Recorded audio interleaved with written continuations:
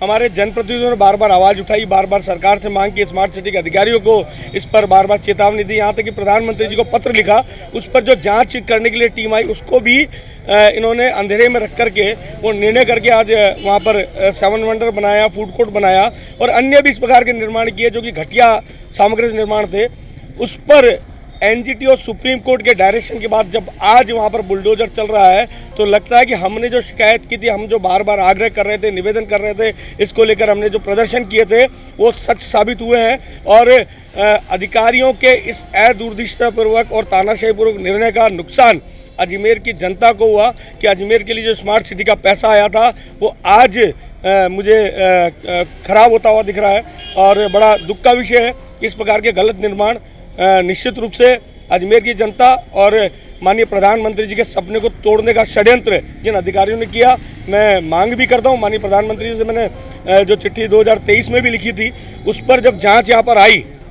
प्रधानमंत्री जी ने वो जांच यहाँ पर चीफ सेक्रेटरी को भेजी और चीफ सेक्रेटरी ने जब यहाँ सीईओ नगर स्मार्ट सिटी को उस पूरे प्रकरण की जांच करने के लिए, चाहे वो एनजीटी द्वारा जो आदेश पारित किया गया था 7 वंडर को लेकर के, चाहे वो पाथवे को लेकर के, चाहे फूड कोर्ट को लेकर के,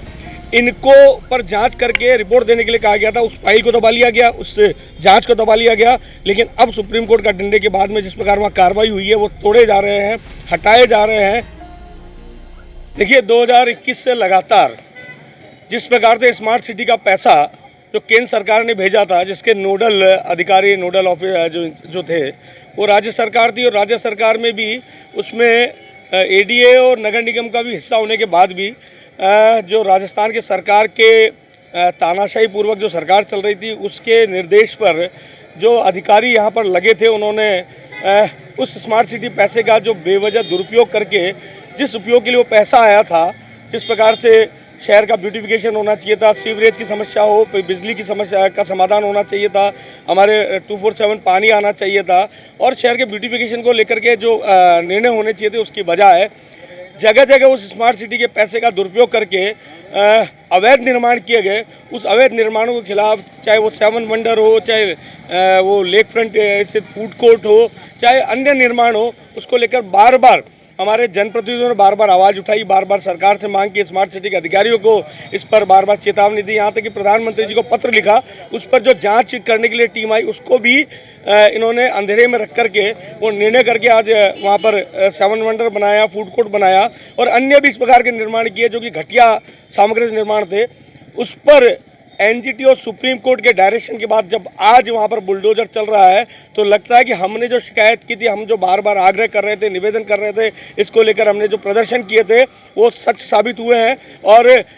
अधिकारियों के इस दूरदृष्टिपूर्वक और तानाशाहीपूर्वक निर्णय का नुकसान अजमेर की जनता को हुआ कि अजमेर के लिए जो स्मार्ट सिटी का पैसा आया था वो आज मुझे